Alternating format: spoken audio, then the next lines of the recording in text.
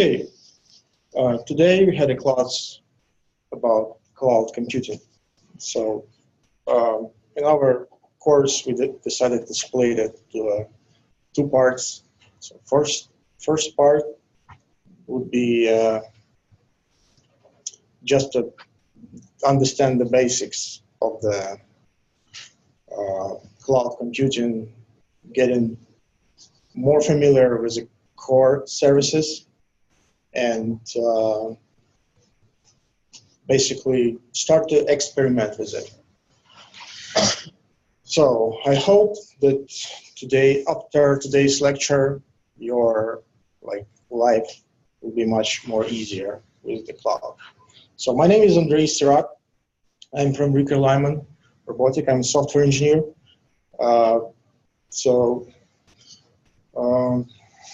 Let's start. So the agenda. So we start with some brief overview. It's a theoretical one. So just get familiar with the terms. What is it? What is all about it? And then we start looking into the core cloud services that I think that would be useful for you. And then we'll try to some hands-on about. So that's it. Let's begin. So what is a cloud computing actually? So, and in the Wikipedia you can find this interesting metaphor about the cloud computing. So previously there was just a data centers, different providers that provide some services, but later on people figure out that if some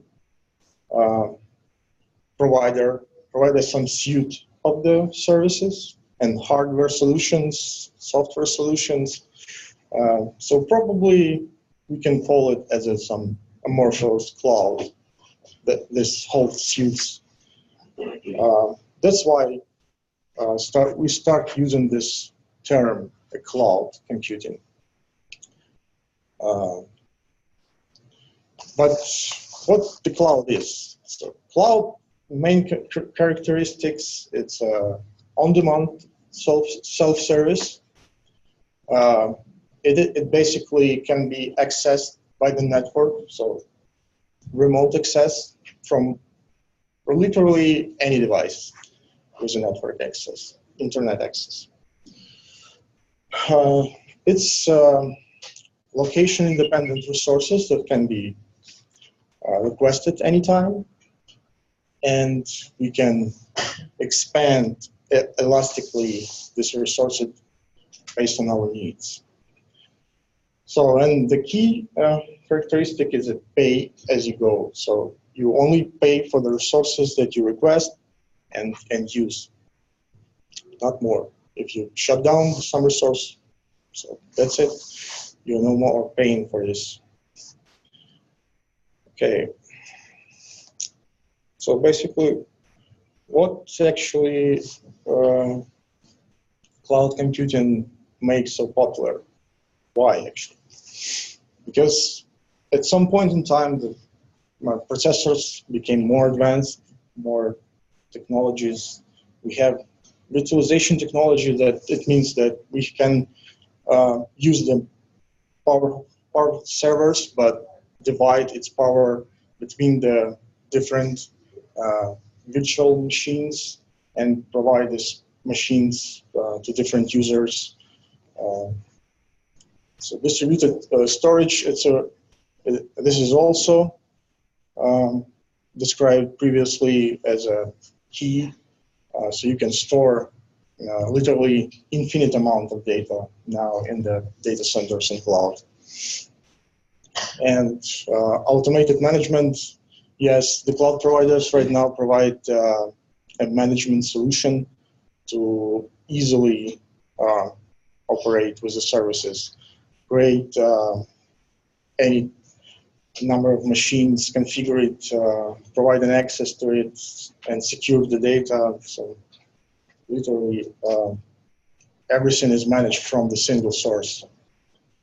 And obviously, without internet access, that would be not possible. So that's why it's one of the key factors that support actually expand of the cloud computing right now. I just want to briefly describe what is a virtualization is. So rest of them, the support factors is pretty obvious. So the virtualization is we have some physical machine at the top, and it has some software. It's like operation system and your applications in it. But then people decide to introduce a layer that will just provide an option to actually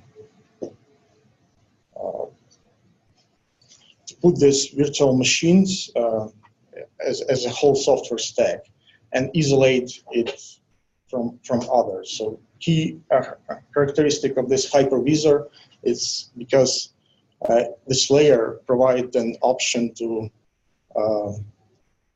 manage and access the hardware for the virtual software.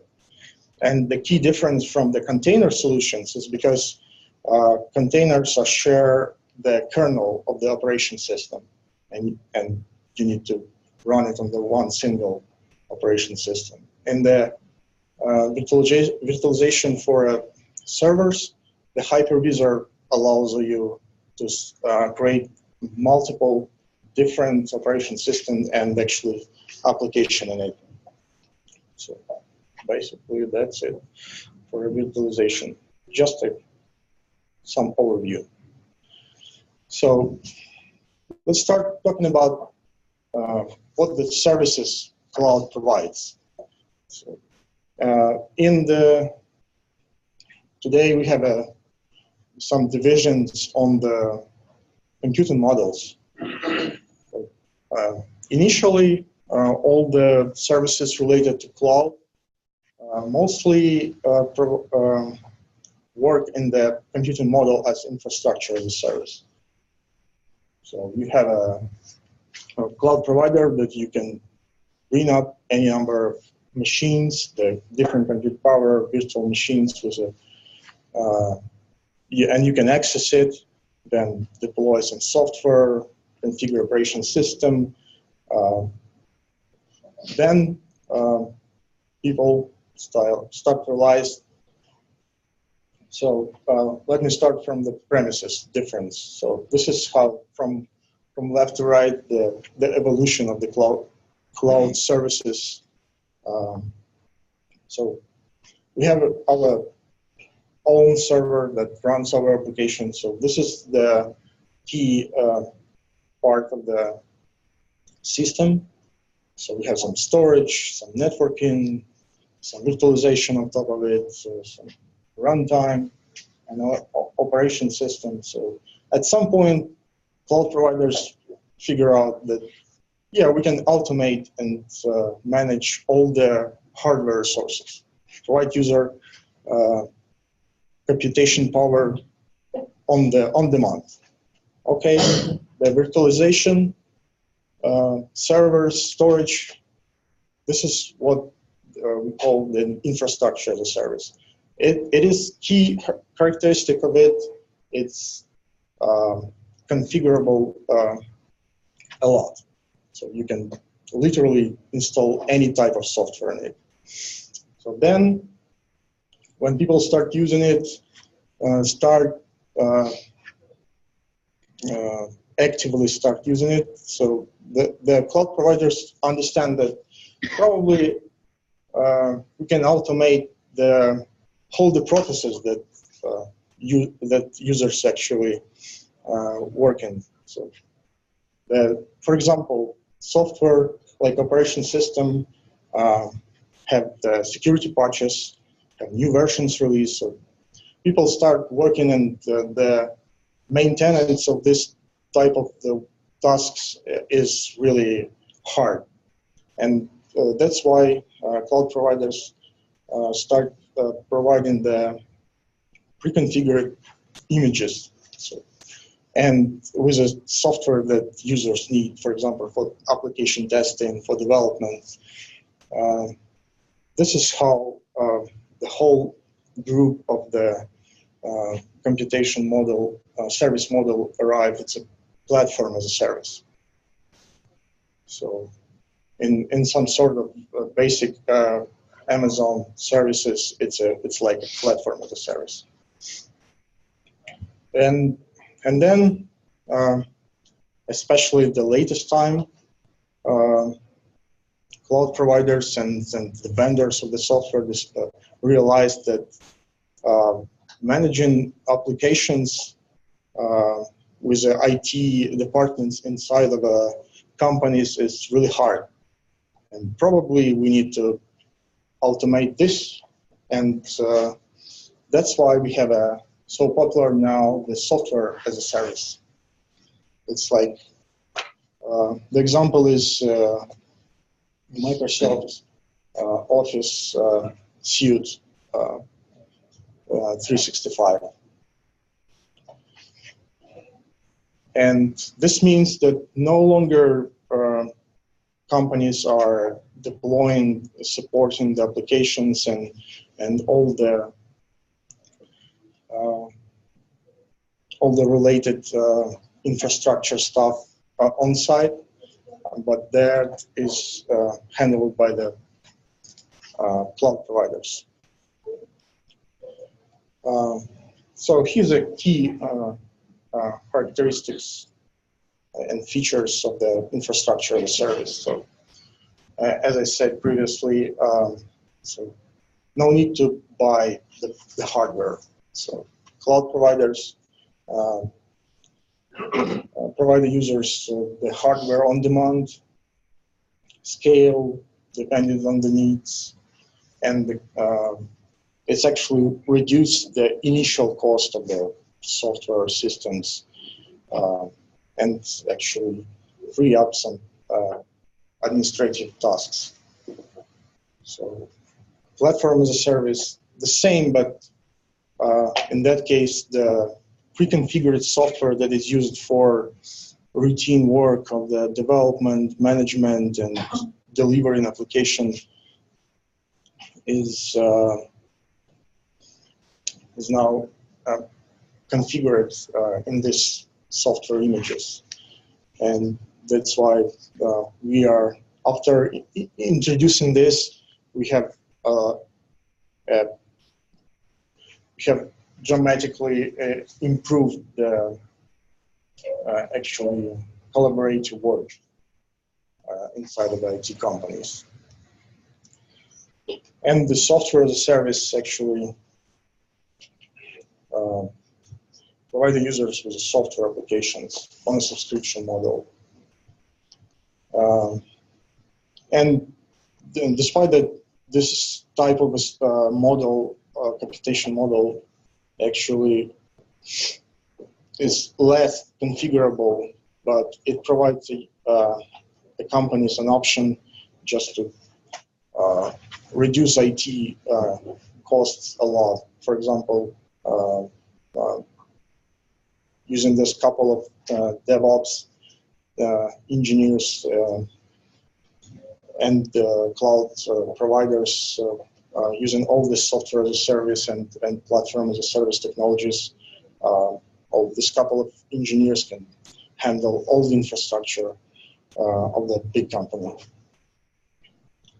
And this latest improvement on the software as a service solutions actually drive all other businesses to work in that model. And right now it's called as a effect or anything in the service. So it means that communications from the business to customers right now are so the customers and business are more connected right now. and it's continuous engaged relationship. So what about the data science? So I want to show you an example of this anything as a service in the cloud. So it is model as a service. So people that working on this problem that figure out that actually data science models can be shared. It can be tested offline, verified, and then delivered totally separately and handled inside of a team, IT team, in its own flow. And this is the workflow of how data architecture is working. So we have some raw data sources, then we just ETL it to some infrastructure, right? We have data preparation steps, then we design model and test our models and store it in the repository.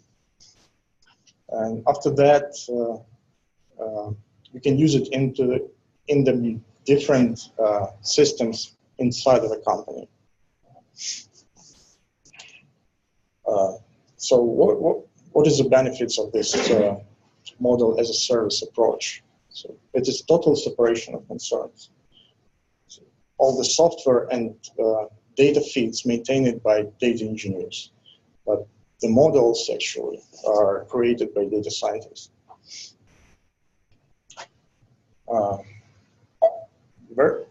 Versioning of the models is totally separate, so that you can check all other benefits. So the key point here that the previously difficult coupled process of analytics can be now automated from the deployment point of view.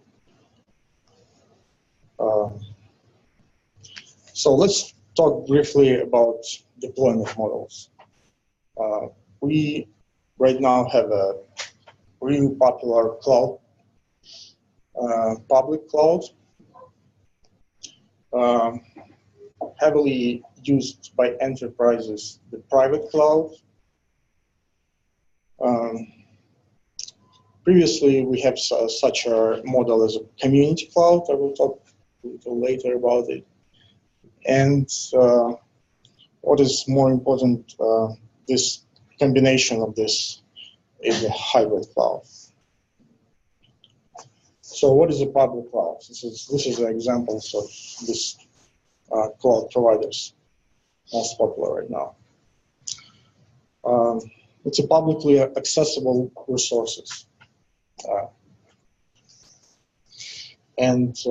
These cloud providers are totally responsible for creation of these resources as services and maintaining it, supporting it. The private cloud is owned by a single organization. Even it's run, all the software and hardware is run on premises, but still the key characteristic of the cloud persists, and all the services inside the company and users work with it remotely. So what is a community cloud? It's the same as a public cloud, but the key difference, it's not the cloud for everyone. It's a suite of the services that serve for some specific community of users, organizations, and so on. So what is a hybrid cloud is? Obviously, some cloud providers provide one services, others provide other services. Some companies are worried about the key problems of their cloud computing that I touch later. And actually, that's why today is in high demand there is a model to create to use a cloud as a hybrid. So it could be a multi-cloud, then just organization use one cloud provider and then services from other cloud provider. But some actually some providers provide an option to bind resources from different cloud providers and use it as a single one. So this was briefly describing how the deployment of the cloud. Let's talk about the key benefits and problems of the cloud. So key benefit is a reduced cost. However, you need to plan the usage carefully, because in the model, when you pay as you go, you can pay for the resources that you're not using. So that's why, yes, that's a really benefit, but you need to be sure that this expenses is not wasted. So increased storage, obviously, we can request any amount of this storage that we need, store all our data, and if it's required, we can elastically and efficiently just provide additional storage. So then actually the flexibility, so we can rapidly just increase the resources that we need and remove the resources that we don't need with the easy of the management consoles. So what the key challenges here, as you can maybe hear, it's a security. So data protection is it's a key worries from the companies right now. That's why the private clouds is so popular and enterprises, because they store the sensitive data.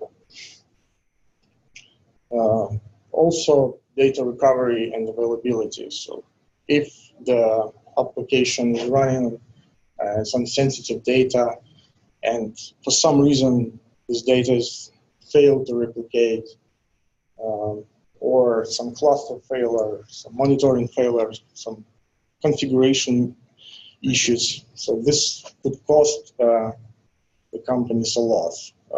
So that's why even all these items could be automated on the cloud providers. It's still a big issue when something is not working as expected.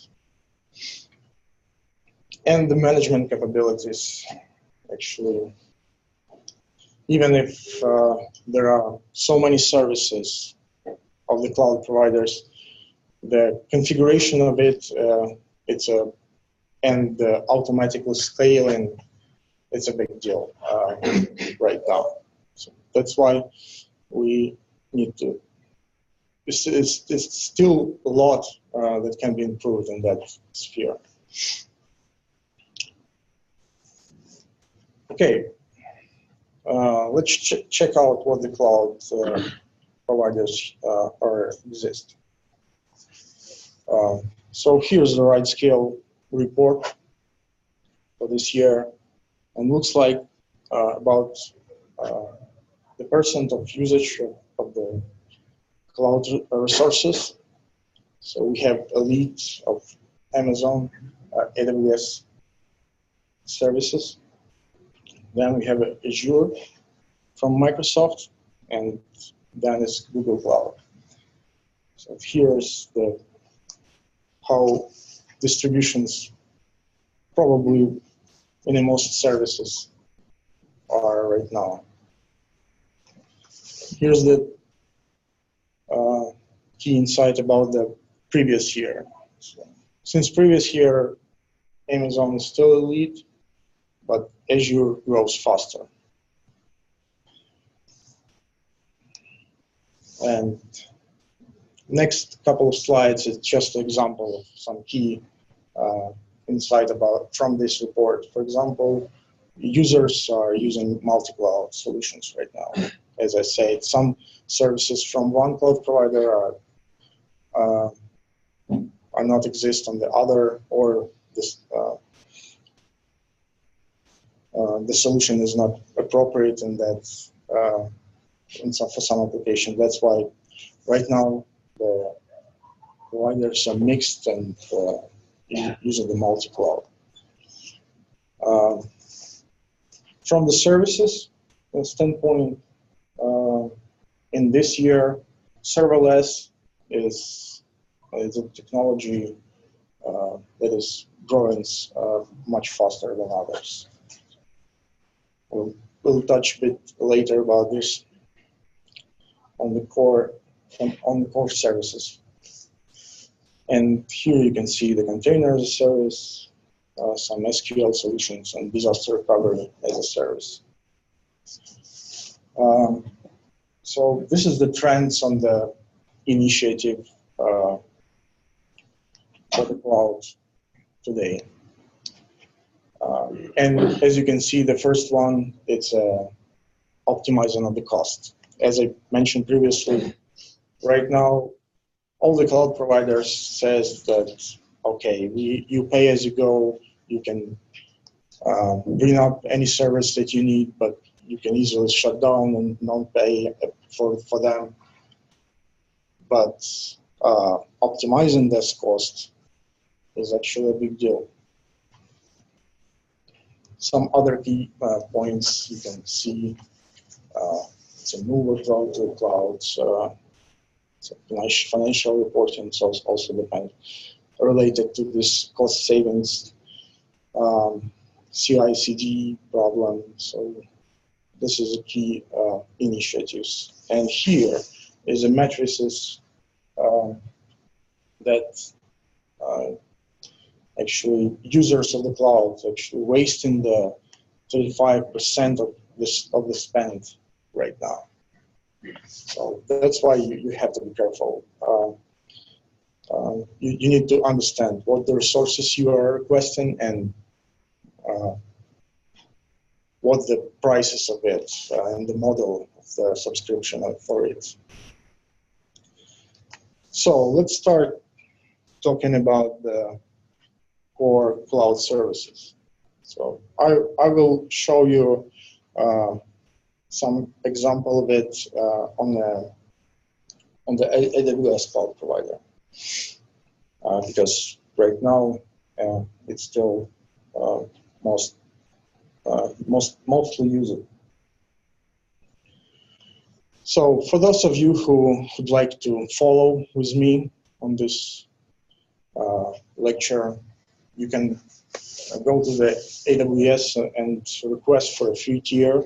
This is it's like a couple of forms to sign up, and then just you can try with me all of these services. So AWS provide a free tier. It means that you can use the cloud resources limited to this free tier for free. And basically, most of the services that is not in free tier also have an options, some limit that is not paid, like number of requests for serverless Lambda and so on. So that is, I recommend you to set up right after you create an account. It's a billionaire lord. So please, high hand about who wanted to follow right now. Okay, then I will wait until you set up an account.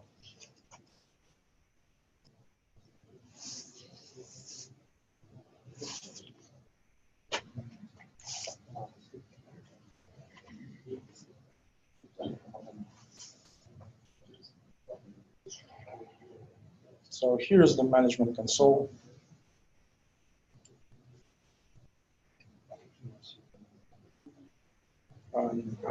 Here you can request the free tier once you submit a login. So I created my account. So let me show you how the management consoles look like.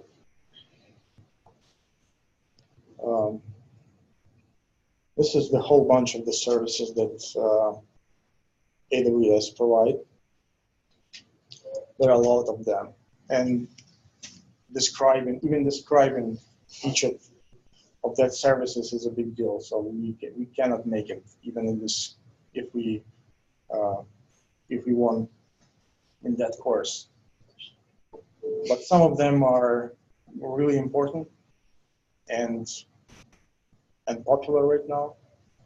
So let me start just describing how the sync works in the AWS.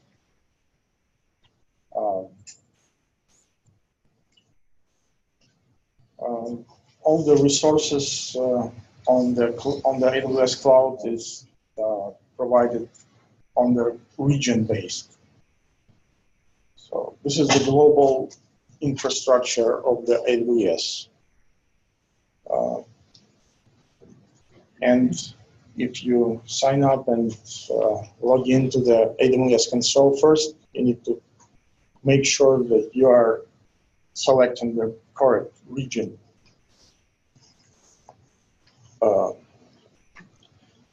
So I used to work with North Virginia, with USCs, but probably some Frankfurt or other European servers would be much faster. When latency is important, so you can just change the region. Some of the services is not region specific, like security, this AM security. So all the types, all the different security options can be configured here.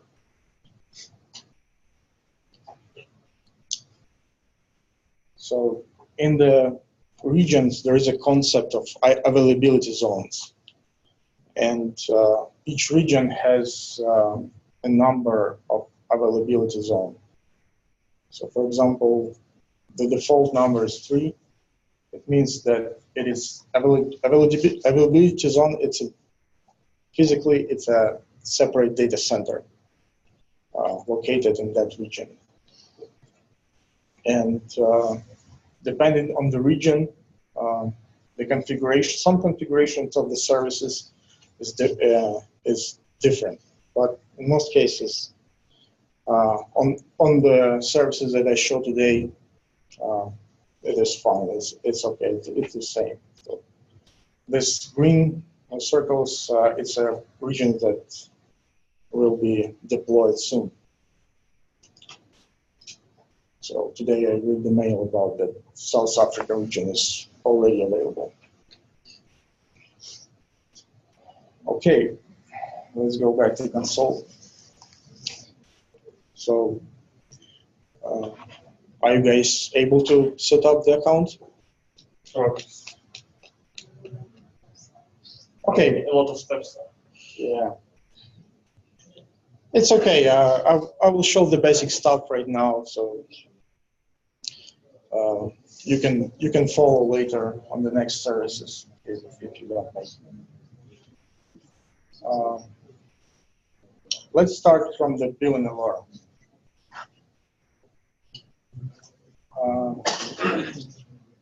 On the Amazon, there is a billing dashboard.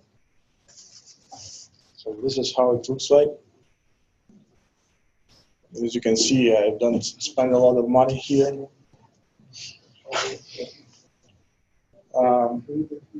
If you scroll down here, you can see the billing alerts link.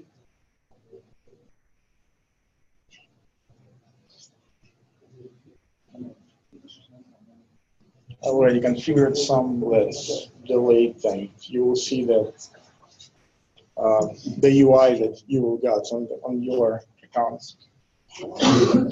So let's create a new alarm. So it's basically simple. So you just need to provide the limit of the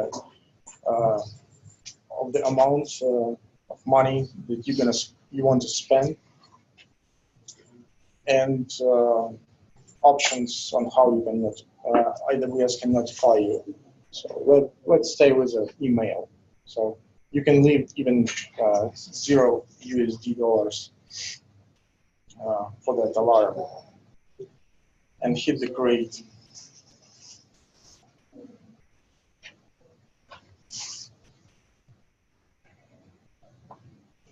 Here you can see that alarm is created.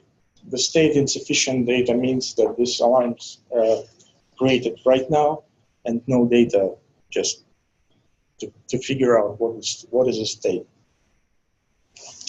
Okay, this is useful setup if you want like control, or for example you are created some couple of servers just for your temporary purposes, but then just forgot to shut down. So billing on each individual day will be added to your billing report, and this alarm will be sent to your email, so you got a notification.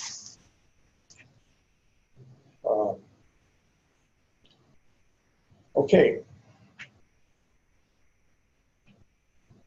Let's go and take a look on the EC2 instance. So what does this EC2 means? It's an elastic cloud compute. It's a first service from Amazon provided to users as Amazon Cloud started in 2011, I believe. And what it's offering? So it provides you an option to create virtual machines on demand. And this is what exactly EC2 means: set up and access the virtual machine. Then there is an option to store the data. So some virtual machines have the disk drives attached to it, the physical one.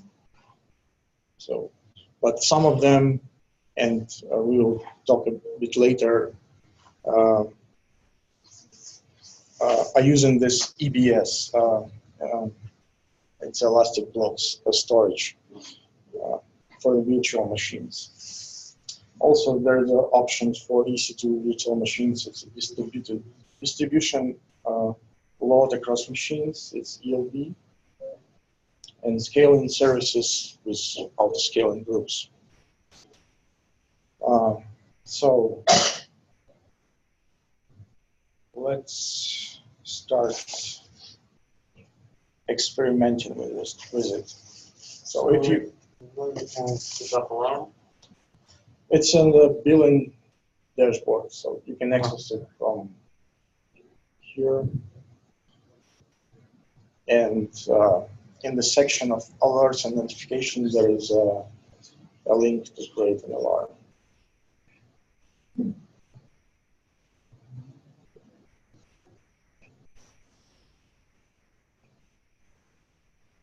Okay. So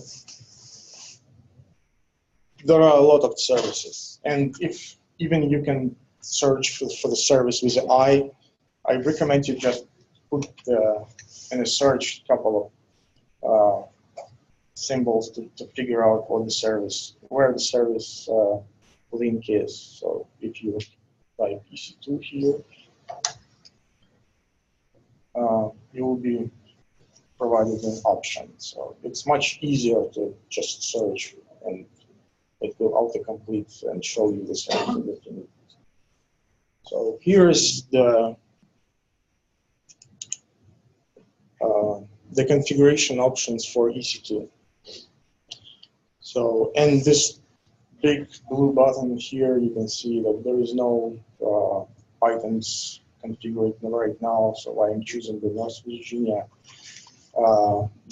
region and its data centers. So here's the availability zones, so the data centers, and there has a OK state. So let's set up some instance. Okay, and as I said, the AWS, it's a mostly already the platform as a service. You can choose the operation system or any other software pre-configured in form of this Amazon machine images. So there are a lot of different software here. Most of them can be additionally configured, but let's start from some basic ones. Just the machine with the Amazon Linux in it. And this top one is OK to choose. Here, I want you to take a look that there is only one type of an image that is actually a free-tier allowable. So it means if you bring up this virtual machine, it will not charge you from the free tier. So first 12 months. So this is a key characteristics of the virtual machine. So it has only one virtual CPU, 1 gig of RAM, and some EPS storage. So let's continue. You can even just select the software, pick the appropriate processing power, and then just hit launch. But I recommend you to take a look at the next configurations options. So here you can see a lot of different images and servers that you can choose. So let's take this free-tier reliable image. On the next step, it's a basic configuration of the instance. So here you can specify how many instances you need of that type. Let's leave it for one, just for this lecture purposes. Here is some networking configuration. Let's use the default one. Then security options. You can choose no role for that. Some basic behavior on the shutdown and termination. Let's leave it as it is. So the next step, you can configure storage for it.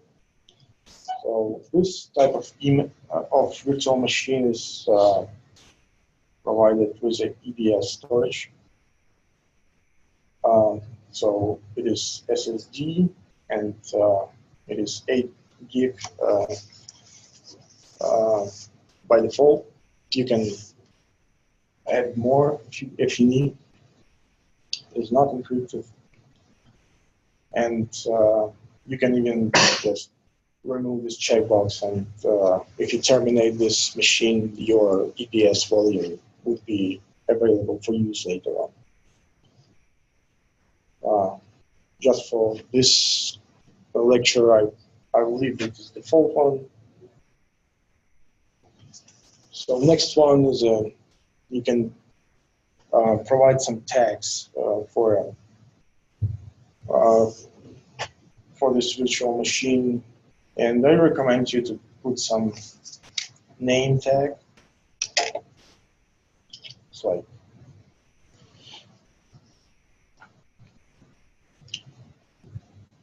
my first EC2.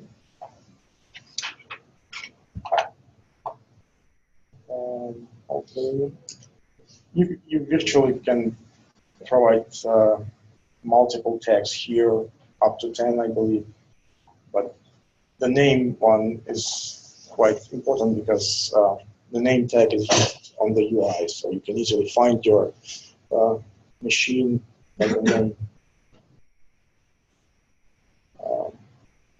And the most important part is here, the security group. So you can create a new security group, some default name, you can change it. I will leave it as default.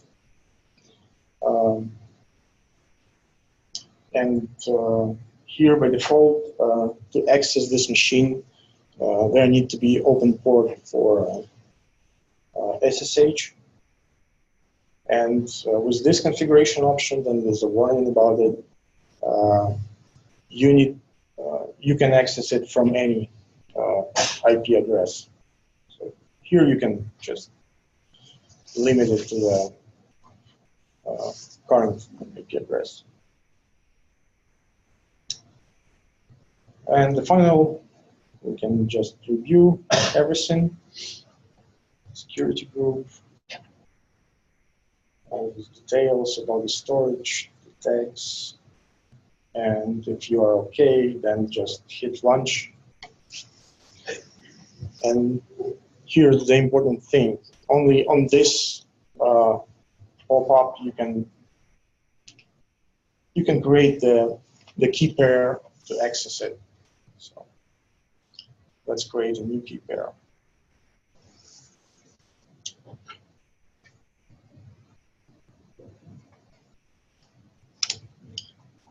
And download. So it's basically a PEM file with a key to access the machine on SSH. Here we are launching the instance. Some basic on the status. And if we go back to the EC2 console, we can see that there are a bunch of the resources is already added. And on the instances, we already have our instance running. And the name provided in the tags is populated here. By default, this name will be empty. So, okay, you got this machine, the server in the cloud. You can pick any processing power that you need, but for these purposes, we only use T2 micro instance. It's fine. I will just show you how you can access it with SSH. So,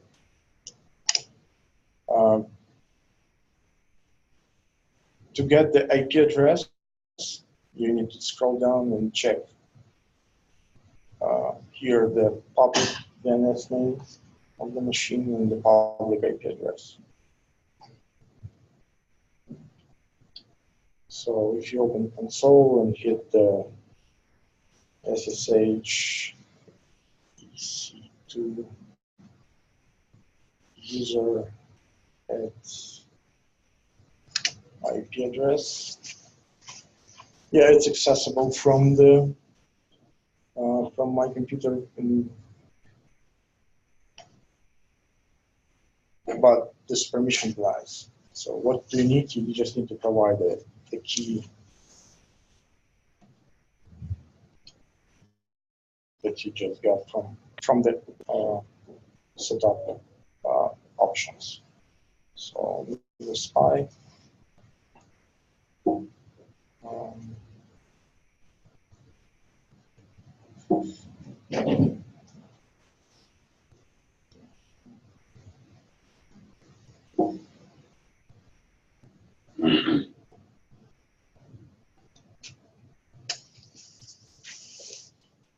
Okay, it needs to be secured with an operation system.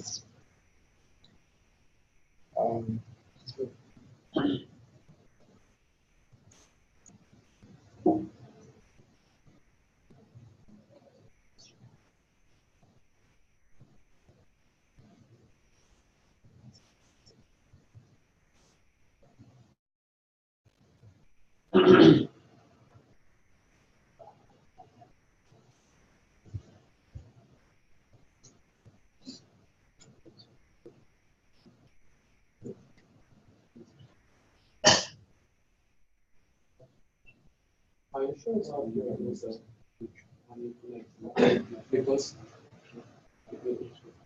it's usually something like Ubuntu add and after that yourself. So it's Amazon You machine. can press on that between functions and connection, and you'll get a string to run it in your console.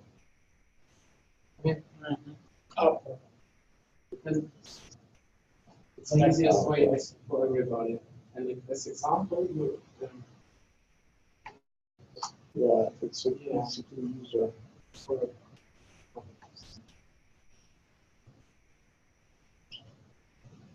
Okay, let's use the domain name, but it should be okay right now.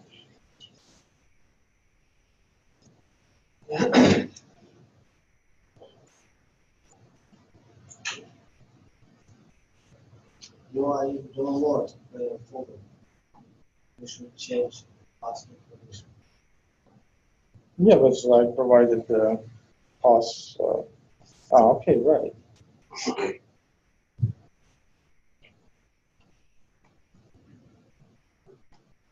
Right. Here you can see you can SSH. Get the root access and work with this machine, whatever you need. Okay. What else? We can stop this machine.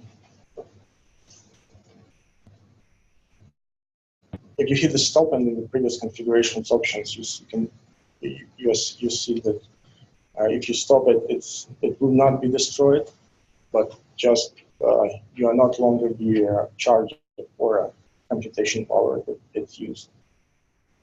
You can reboot it. It's an obvious option if you need to reboot the system.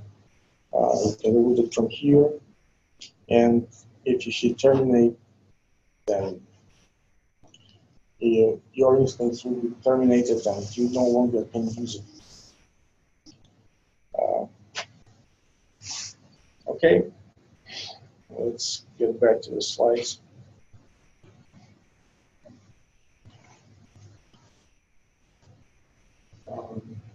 Let's talk a bit about EBS volumes. So an EC2 machine lose its root volume when it's manually terminated, or at some time even it can be removed, terminated by AWS, and you will be emailed about that.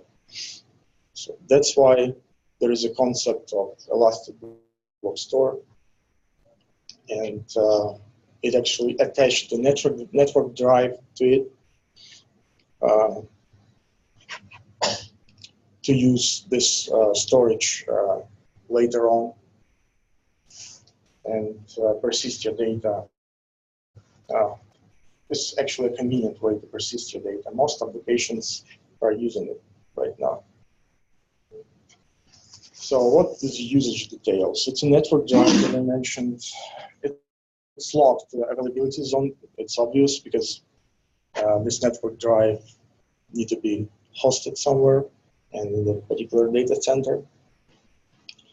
So it means that you cannot just attach the EBS volume from one availability zone to another one. So you first need to snapshot it and then restore the snapshot on the other availability zone. So the capacity can be increased, and you are billed for a whole capacity that you request. So you need to be careful and select the capacity that you need. And since the February 2017, you can resize the EBS volume. So you can resize it as a size, and if it's speed type. But after resizing, you still need to repartition your drive manually. So what is the snapshots is snapshots. It's a feature that you can back up your data in a snapshot. And as an example previously, you can just move your data to other data center with this option, but also you can use it like you make it some really complicated computation on your data. You got a big amount of volume of it. You don't want to store it somewhere locally, so you can just snapshot it and put into some storage service from Amazon for use later on.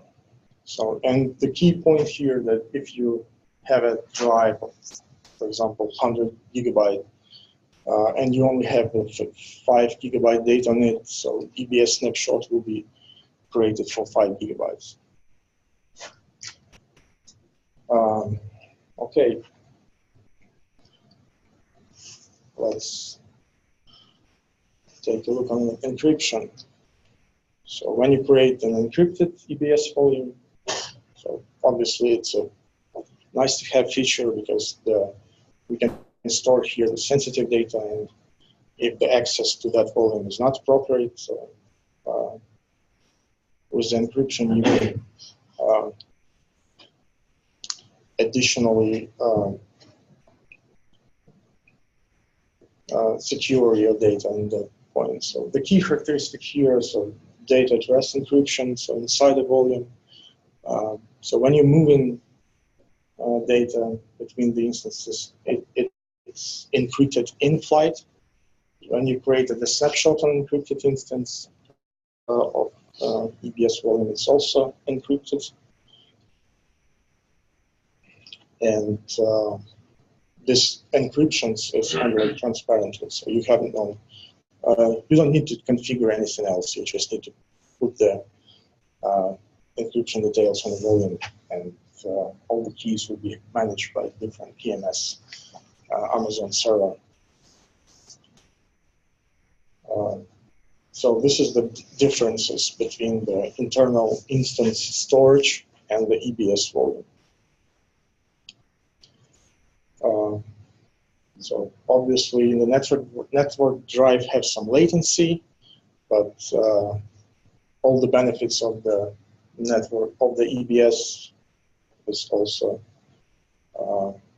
really important. That's why most applications, as I said previously, are using it right now.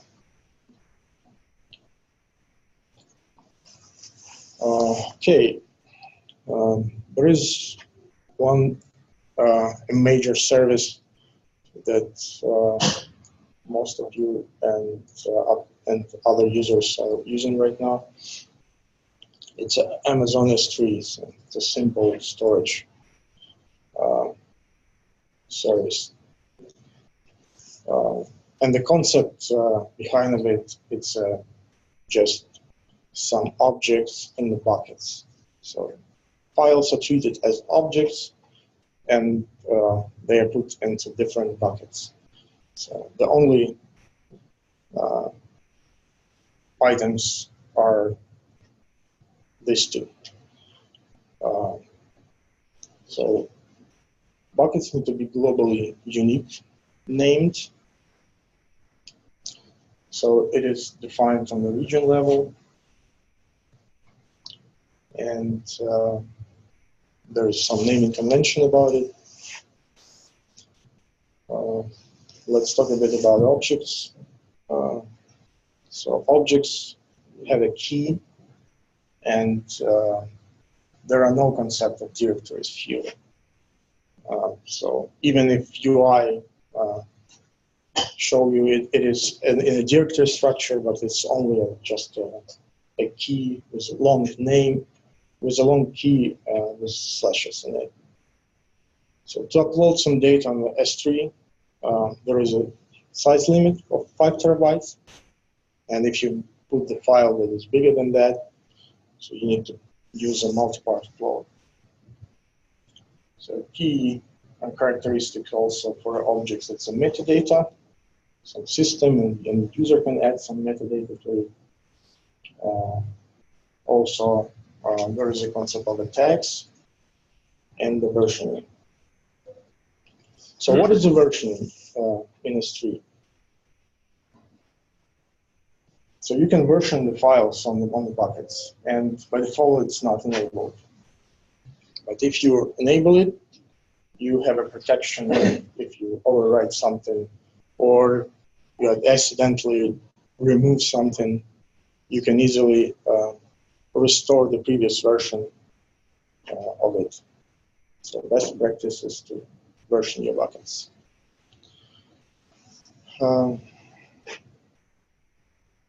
So let's take a look how it is like.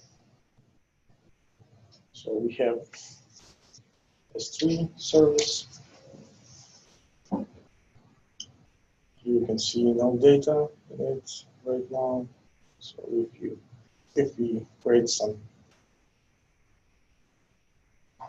buckets,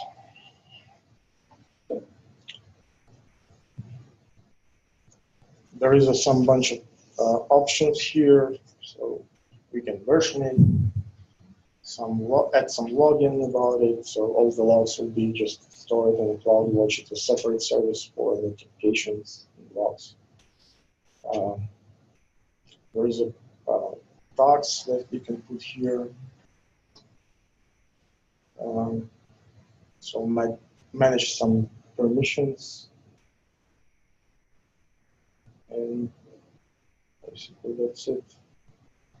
So here, created the bucket, and we can upload some data from local file system. For example, a lot of them stuff about the presentation, but okay, we'll do it later. So we can upload any file like this logo here, and it will appear in the bucket. So you can put any folder, but you should remember there are no folders, actual objects in storage within the folder. It is just how you organize your file structure. But all the data is stored, it's only the files. You can, on a file, you have options to download it, make it public, or you have a link, direct link to this file, so you can put this link anywhere and someone can actually download it from, if you make it public, or provide us some specific users to, and options to access it.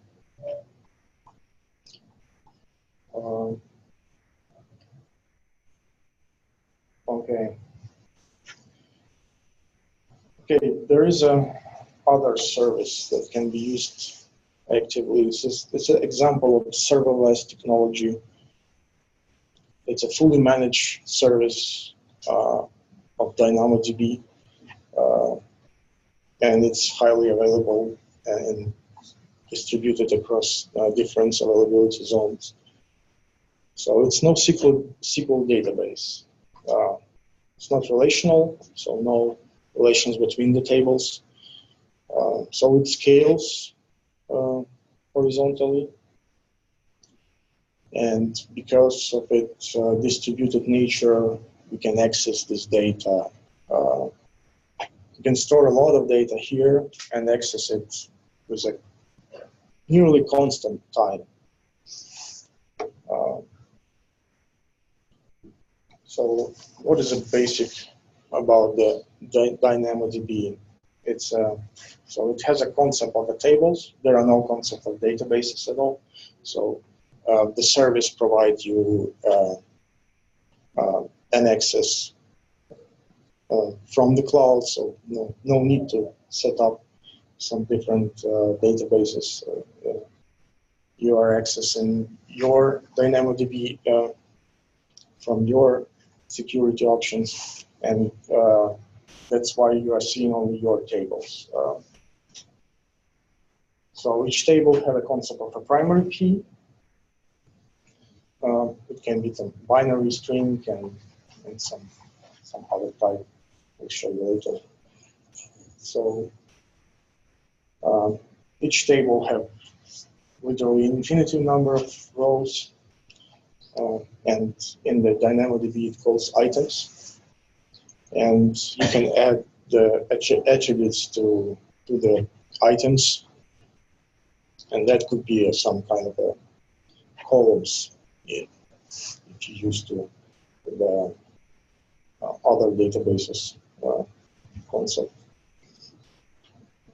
So item has some limitation, of course, and there are actually the types that you can use. So some Scala type, the string number, tooling, and the document type is list maps. So let's create some table in DynamoDB.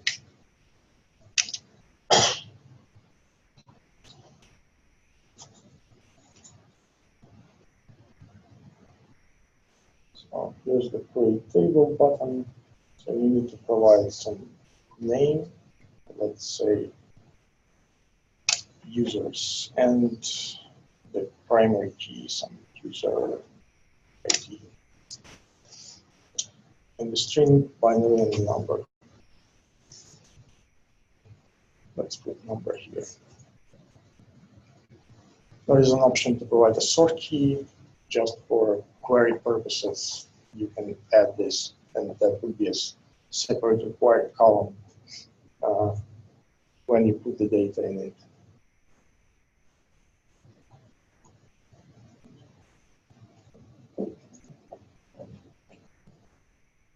Okay, and a couple of seconds, we need to that our table will be configured on the DynamoDB service. So this is an overview, so no alerts, no data, some different configuration options. If we open items here, we can scan it right now or make some queries.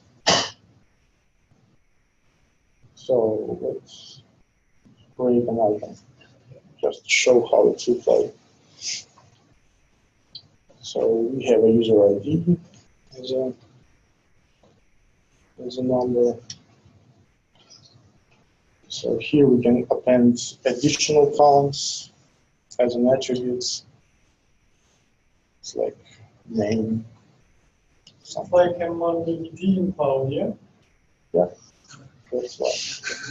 It's no SQL database.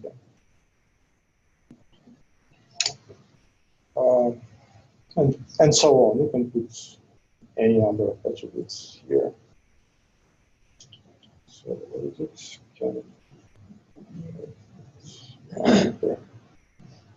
Sure.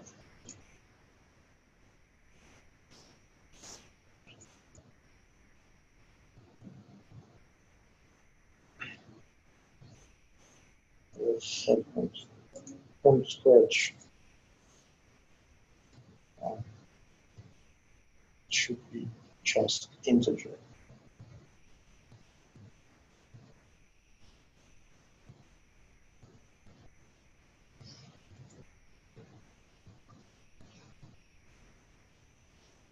Okay, this is how we can put some data and then just query it, providing some details. And yeah, it's a database, NoSQL database as a service.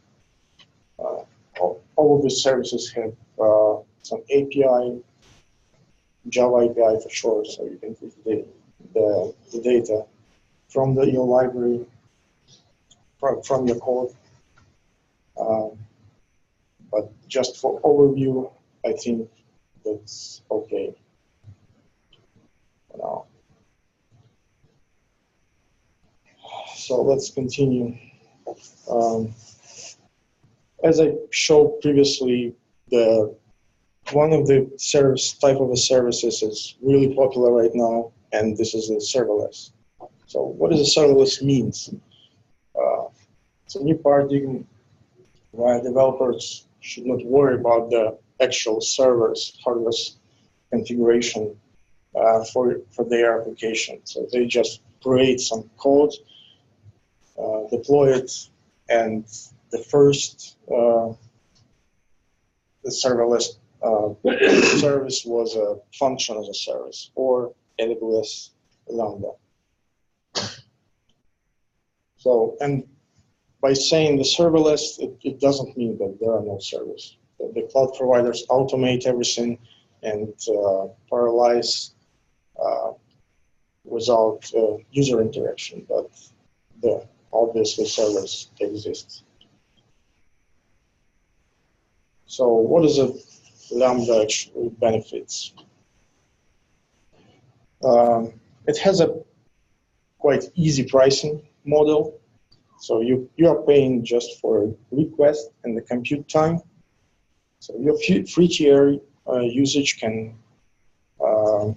leverage this 1 million AWS Lambda requests and 400,000 of gigabyte seconds of compute time. What is a gigabyte seconds? It's basically the metrics that AWS using to measure the compute time. It is your configured amount of memory in the Lambda multiplied by the actual compute time.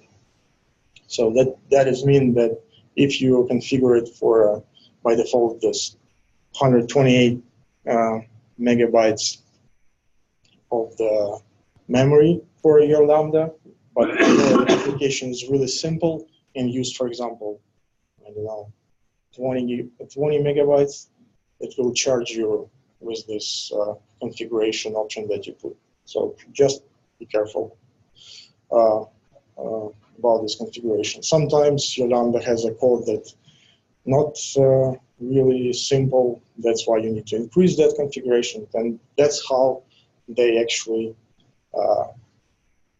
force us to create these simple functions as simple as possible.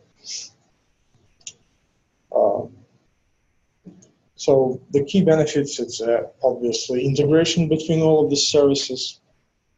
I will show you later on. And many programming languages support. It has a integration with Amazon CloudWatch service, which is a monitoring solution. And you can easily just set up all your processing logic based on lambdas, and you only all the provisioning of the resources will be handled by Amazon. So here's the languages that supports Lambda right now. So this is some basic example on the pricing. So on the AWS console, you can check the pricing details, but here's some example. So if you use all your free tier of compute time, and after that you can for $1 just use even more gigabytes per seconds of compute time. So it's quite cheap. And that's why it's so popular right now. Many architectures leverage Lambda, so you should know how to use it. So let's try it right now.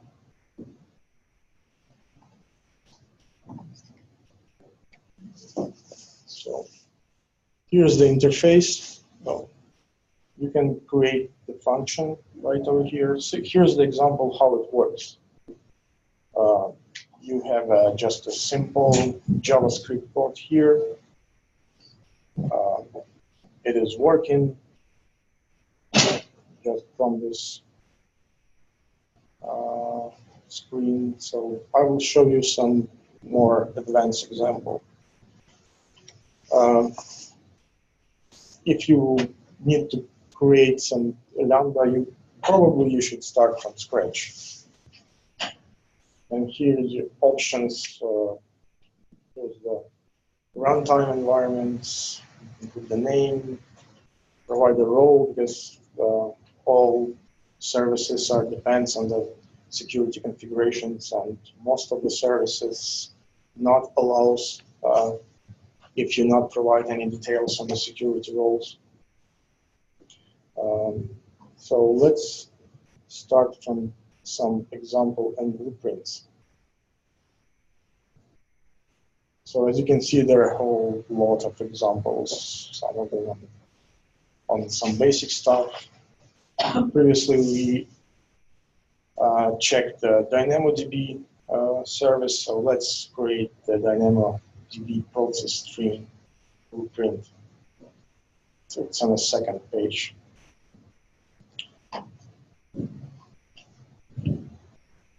Okay.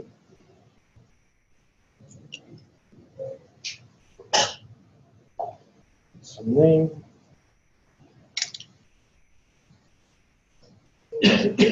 So you need to create a role.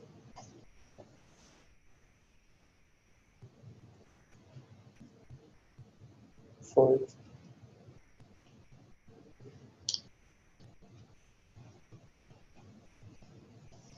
So we can use this, just for simplicity, we can use Lambda basic role that is managed by AWS. So what the basic role of the Lambda is, it just allows to put the logs in the CloudWatch. So let's just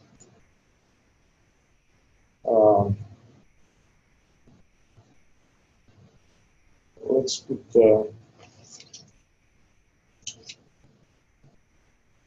some additional permissions to that role,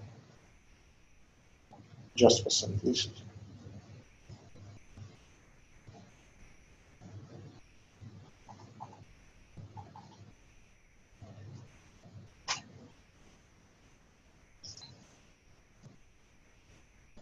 So to access the DynamoDB, you can put some DynamoDB related, and it's nicely gathered all the permissions in the policies. So if I choose the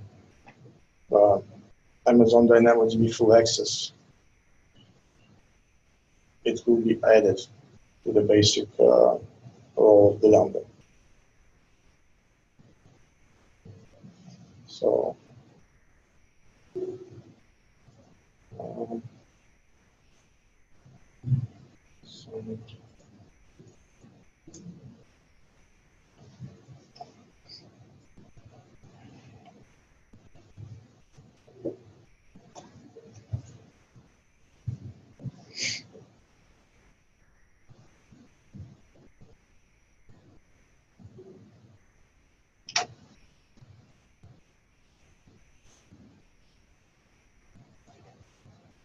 So let's check out what the access it has. So let's add the CloudWatch also.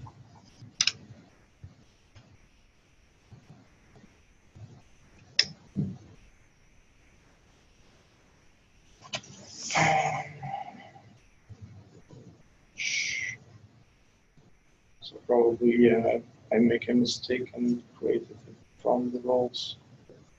Let's create it from here. So it will populate proper roles for Lambda.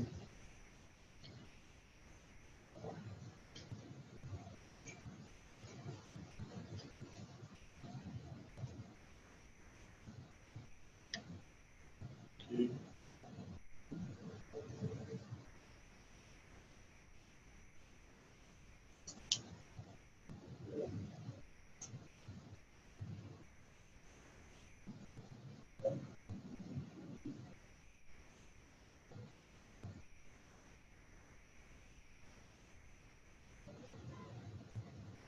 Okay, let's check later on.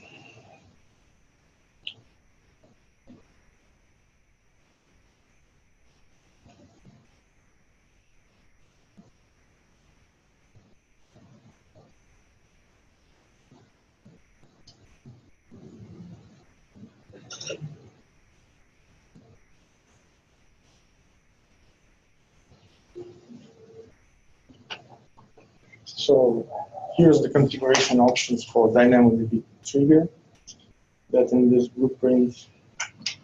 So we can use this table that we previously created and enable this trigger. So what this template is doing is just logging using Lambda the events of creation of the items from Indian DynamoDB to the logs.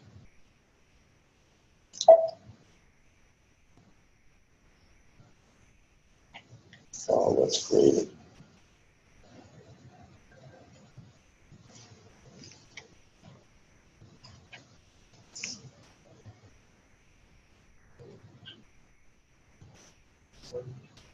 I have a question. Okay. What if you have, if you need to run your Python code some special instance version, TensorFlow 5.3, something like this? I mean, here in this Lambda, you choose the language or something. Yeah, it's just a basic configuration of runtime environment. So if you need something more advanced, like this machine learning platform, libraries, probably Lambda is not a good option. Is it possible to? You can provide actually your Python library, your Python code as a archive with this libraries package it and Because no longer has limitations on the size of this. yeah. Yeah, it definitely has a limitation on the memory, on the processing time. So it has a default limitation of, I don't know, the 30 seconds, I believe. So it's a nice tool to actually work with some and create the pipeline of these lambdas to handle some basic stuff. And the main benefits of it is software as a service. So you haven't to worry about the instances and setup of the configuration. So looks like my configuration for security of the Dynamo is not good.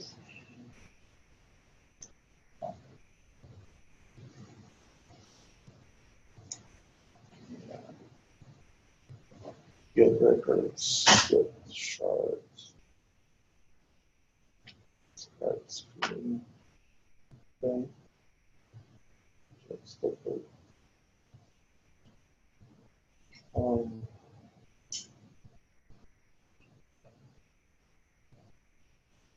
check what the security.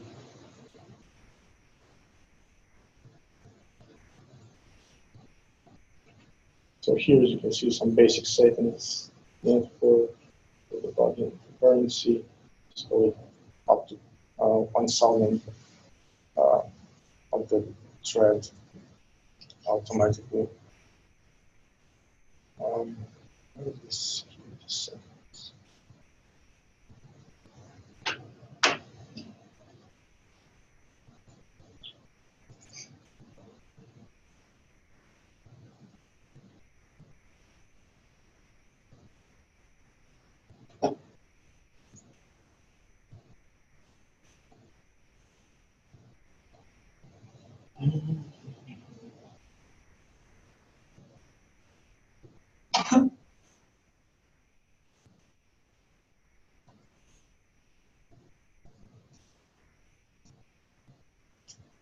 So basically, it looks like it used the default lambda, but without DynamoDB. But I cannot find the default.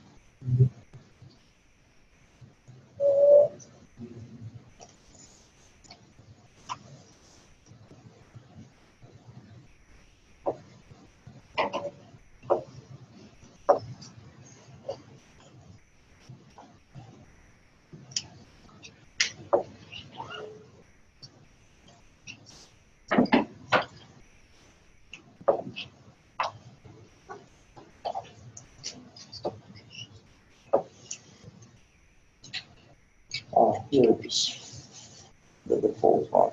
So here we need to attach the policy for DynamoDB.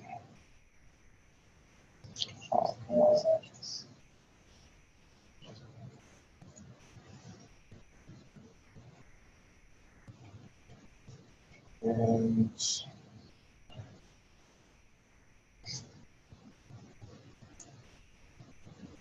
choose this one. Save. Yeah, it is saved and enabled for DynamoDB.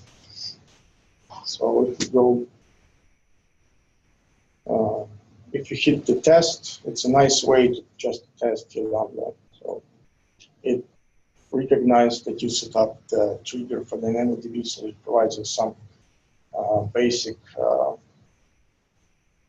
JSON event from DynamoDB. So we put name here, great, and then just hit the test again. You see that this execution was successful. Some basic output from the lambda. This is the build, so duration that was actually a lambda completed in, and how many milliseconds is built to my account. And this is what I told you previously. So by default, configured for 128 megabytes, and this code is used on 45 megabytes. But in the end, this build duration is actually multiplied by this one, this config. So let's check that our DynamoDB integration with Lambda actually exists. So we open the users and put, for example, some items here.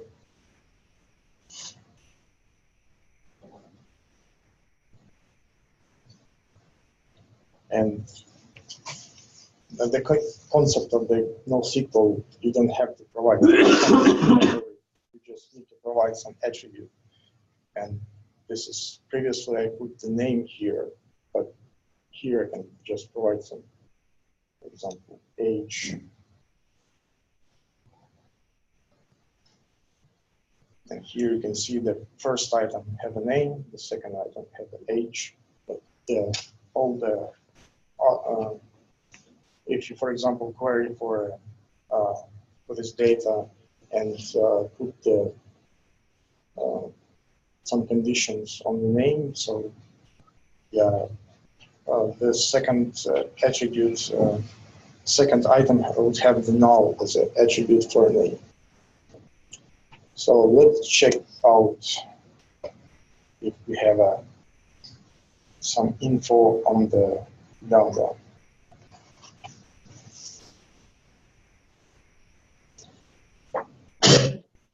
Here's our test Lambda.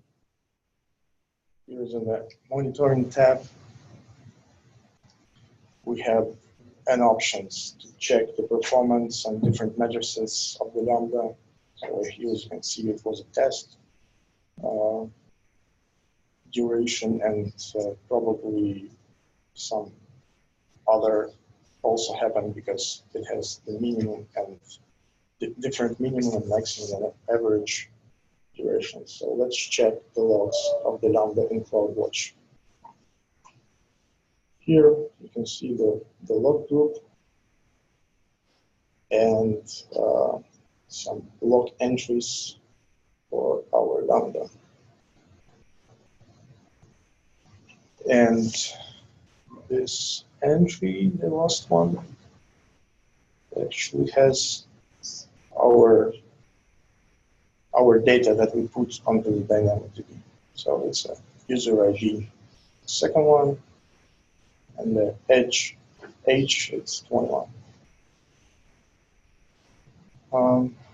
Okay, so let's continue on the hands-on for the cloud. So previously we just experiment with some basic stuff on the cloud services that Amazon provides. But let's imagine you have a real example from your life, how the cloud can make your life easier. So let's take the case that you are still not familiar with the Spark, but I bought this. But if you want to try Spark, not on your local environment, but work on the Spark with some advanced computations that your, for example, laptop is not able to handle. And what it's all about. So let's just ask cloud provider to set up everything for you, and you just work on the your nice Spark application computation on the cluster modes on the different machines. So let's use some basic example. So I will create some Maven projects just for simplicity.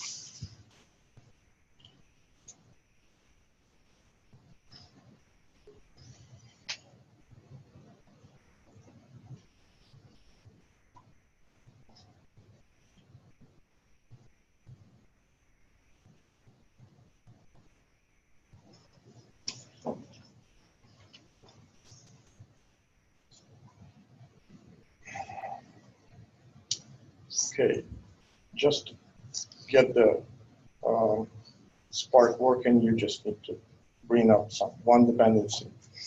Okay, it's still indexing.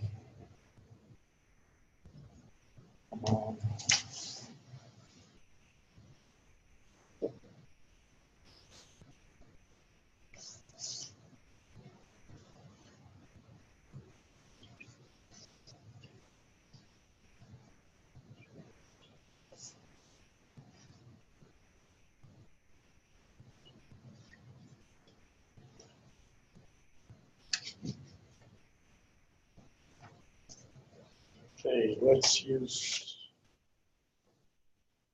just for simplicity. Let's use latest version of Spark. SQL one.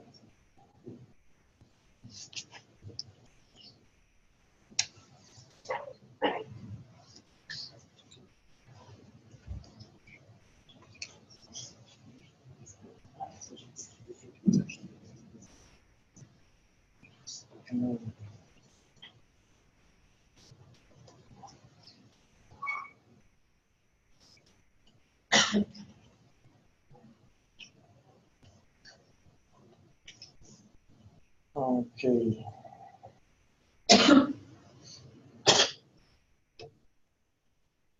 Well, we will add the Scala support. Okay, Scala is not installed here. That's a framework. Okay.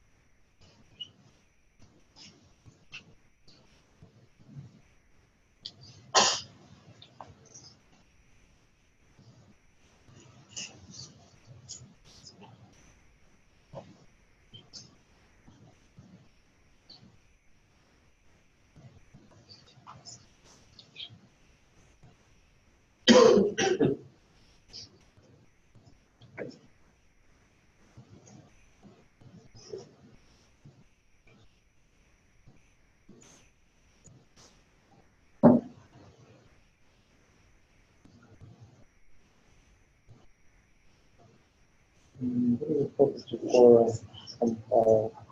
Compile.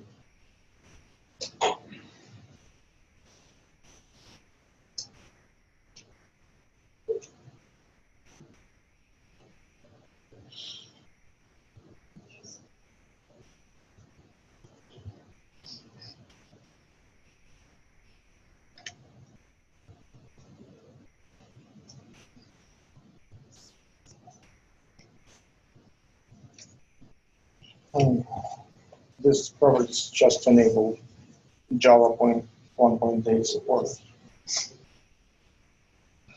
Okay, let's add some package here.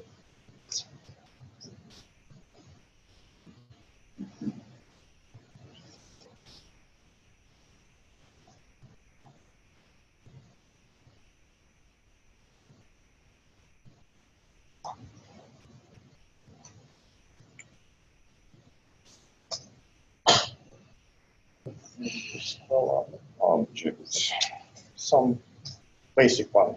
And this word count example that Jeff showed previously is actually the most popular, I think, example to demonstrate this part. So,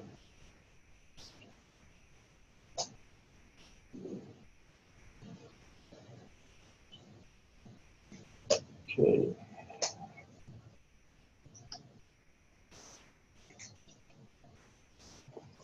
So, to set up a Spark, we need a Spark session.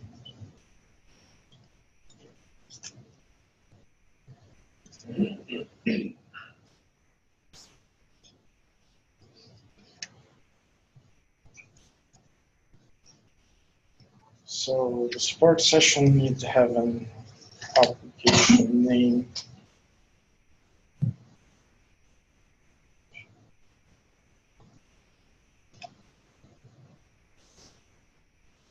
Okay, let's use the Spark and read some data from text file. And let's say we can provide this data as an argument. First one. Then just for simplicity of API, we are just operating the data inside of a file as RDD because data frames and data sets is more advanced data structure and not needed here. So after reading this file, I think we need to split it.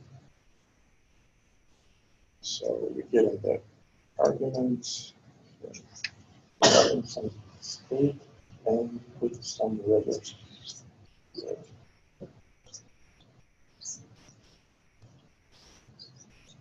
Okay. So in this line we will get the data RDD with our words.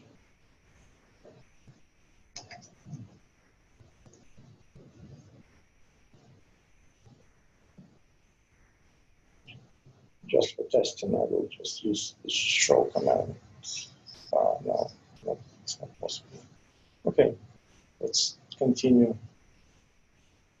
So we can transform, because in most of the text, the words have also some different symbols. So we need to strip this out. Let's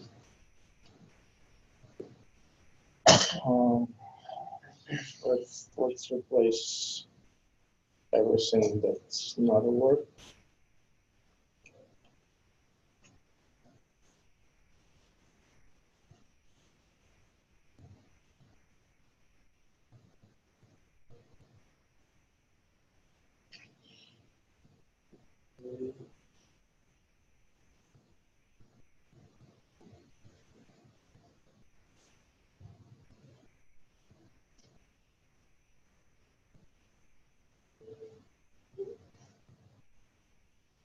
So let's need it from to again. Oh, you're right.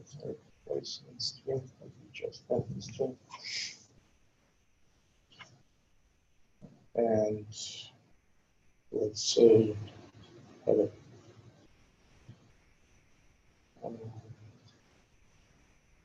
to lowercase.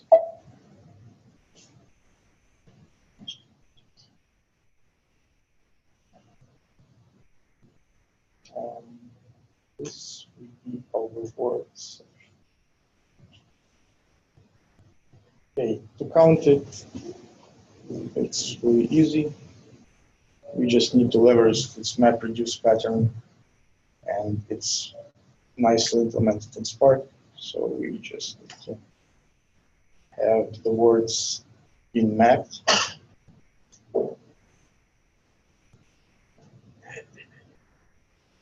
To a tuple